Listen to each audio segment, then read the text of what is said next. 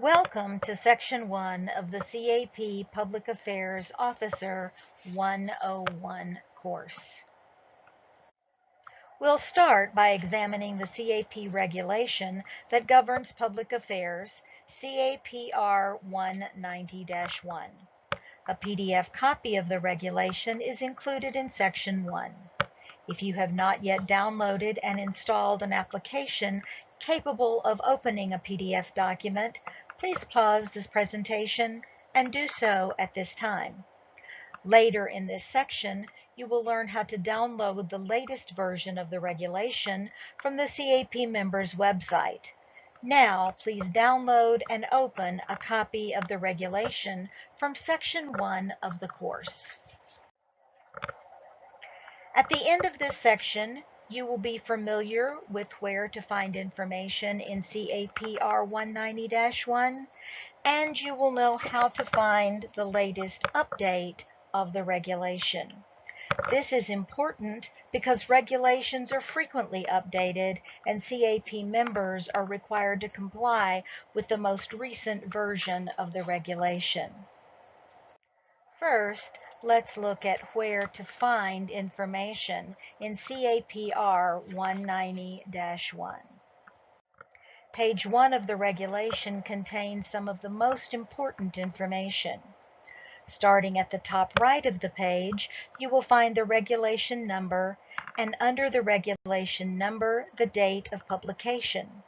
The date is important to know because you want to use the most recent version of the regulation. After this comes the title of the regulation, followed by the purpose of the regulation. The summary of changes is particularly beneficial since it specifies which changes have been made to the regulation since the last update. Note: changes in the regulation are highlighted in light gray. The summary is followed by the table of contents. This can be useful when looking for a particular section of the regulation. CAPR 190-1 has 14 sections. You can find the date of the previous regulation at the bottom left of page 1 and the number of pages in the regulation on the bottom right. Section 1 of CAPR 190-1 explains the mission of the CAP Public Affairs Program. Section 2 outlines the 4 objectives of a CAP Public Affairs Officer. In further training, we'll discuss ways to accomplish those objectives. Section 3 describes how the PAO is to be appointed.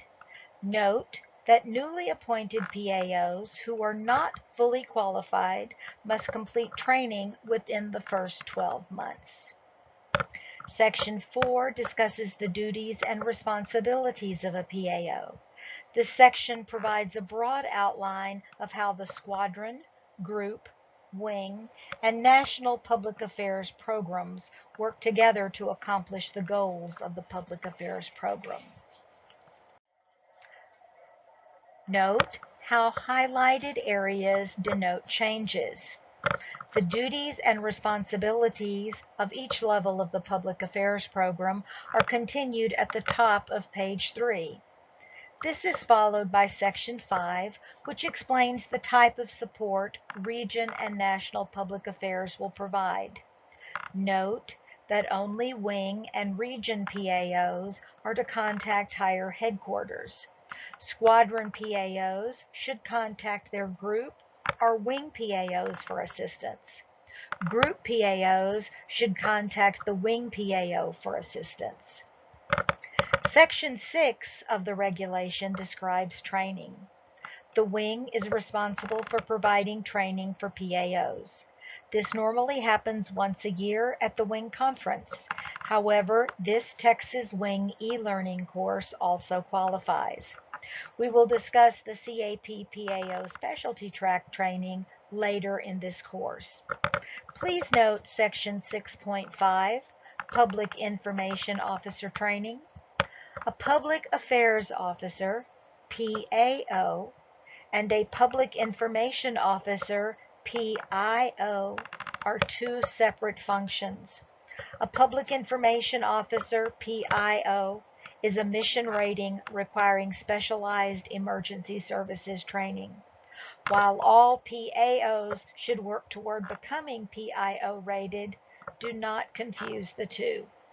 Only the designated PIO of a mission can release mission-related information to the press. At the bottom of page 3, Section 7 outlines the functions of the Public Affairs Officer.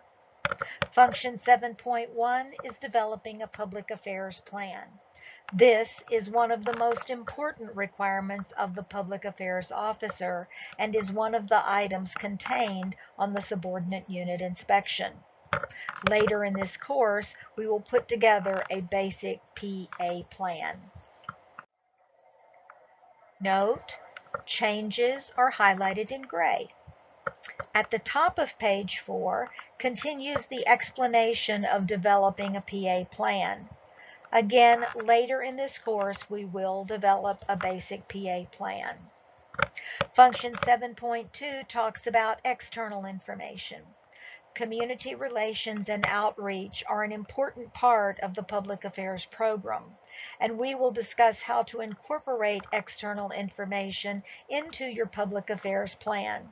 We will also discuss how to produce external information products later in this course.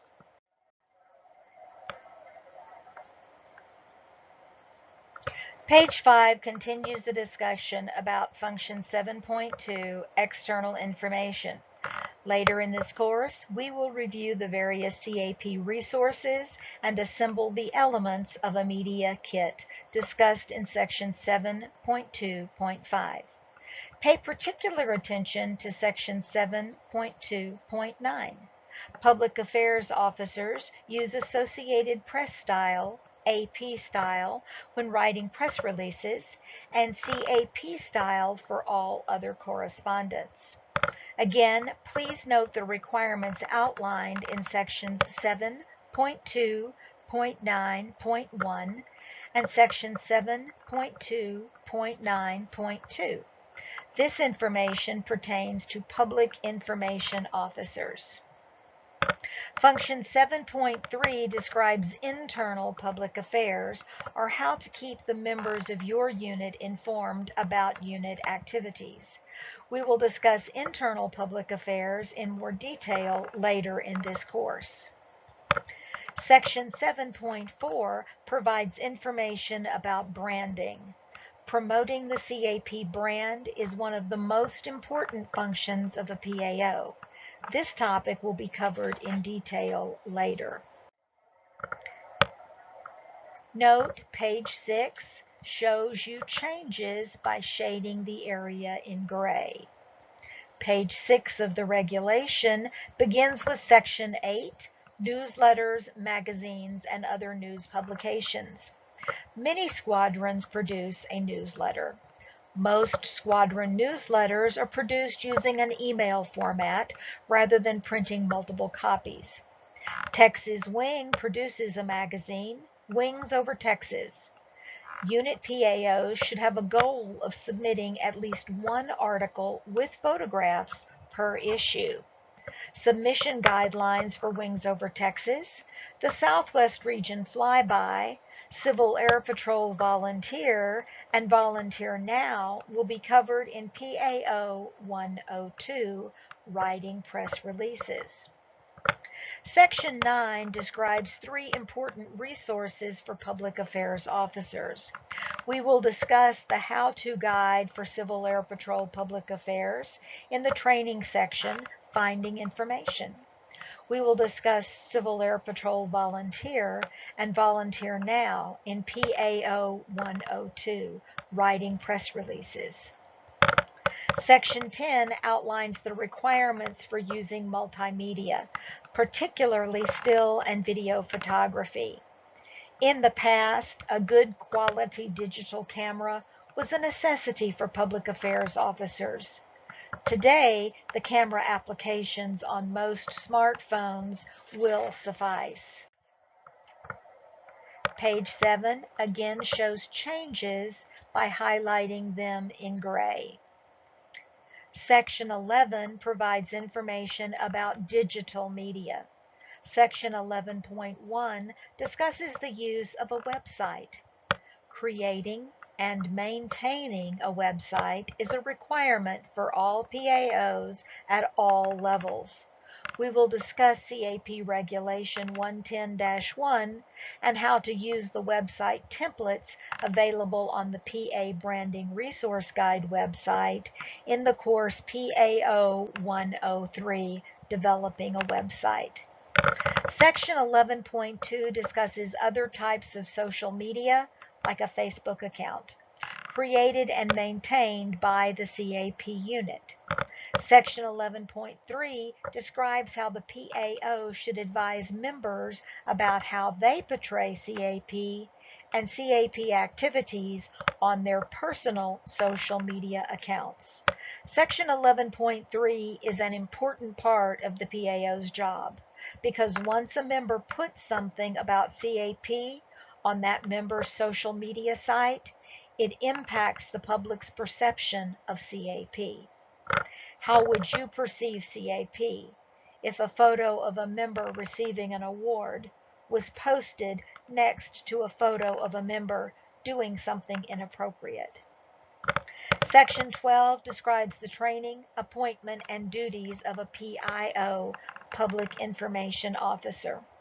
Remember, not every PAO is a qualified PIO, and PAOs may not release information about an emergency services mission. Training to become a PIO is available in Texas Wing eLearning in the Emergency Services section. Page 8 once again shows changes highlighted in gray. Information about the training, appointment, and functions of the PIO continue at the top of page 8.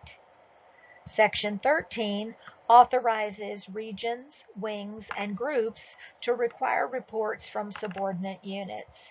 At this time, Texas Wing does not require subordinate units to submit reports. Section 14 describes the awards available for PAOs. The Colonel Robert V. Payton Public Affairs Officer of the Year Award nomination comes from the unit commander. Page 9 once again shows changes highlighted in gray and continues the awards section with the Major Howard Balsam Exceptional Achievement Awards. These awards recognize superior work in 9 categories. PAOs and PIOs self-nominate for these awards. The regulation concludes with the commander's name. Pages 10 through 13 of CAPR 190-1 are an attachment that review the Public Affairs Officers section of the Subordinate Unit Inspection. The Subordinate Unit Inspection is an assessment of how well each officer fulfills the functions of the assigned position. Preparing for a Subordinate Unit Inspection is covered in the course PAO 102. CAP regulations are updated from time to time. It is important to use the most current version of the regulation. First, check the regulation date on the version of the regulation you currently use. Next, check the supersedes date on the version of the regulation you currently use. Finally, visit the CAP members publication page to compare the regulation date on the version of the publication you currently use to the regulation date of the regulation on the publications page. If your regulation date matches the regulation date on the publications page, you are using the most current version of the regulation. It is advisable to keep previous versions of CAP regulations. Sometimes prior versions have valuable information that is not included in more recent versions. One good way to distinguish between versions is to save your copy of the regulation with the regulation date at the beginning. For example, save the current version of the regulation as 11-16-16 CAPR 190-1. If you have saved the previous version of the regulation as 05-17-13 CAPR 190-1, then you can easily distinguish between the two versions. Another way to keep files organized is to create two folders: current regulations and past regulations. Move prior regulations to the past regulations folder and only keep the current version in the current regulations folder. When you go to the CAP members website, click on Forms, Publications, and Regulations. You do not have to log in to eServices to access this information. Click on Indexes, Regulations, and Manuals. Scroll down on the Indexes, Regulations, and Manuals page until you see R190-1. Documents that begin with an R are regulations. From here, you can check the regulation publication date to see if you have the most current version. You can click on the regulation to download a copy. Clicking on the question mark will open an email to the course instructor. Please feel free to ask questions. Now you know where to find information in the regulation covering public affairs, and you know how to find the latest update of CAP Regulation 190-1. This training has been brought to you by Texas Wing eLearning.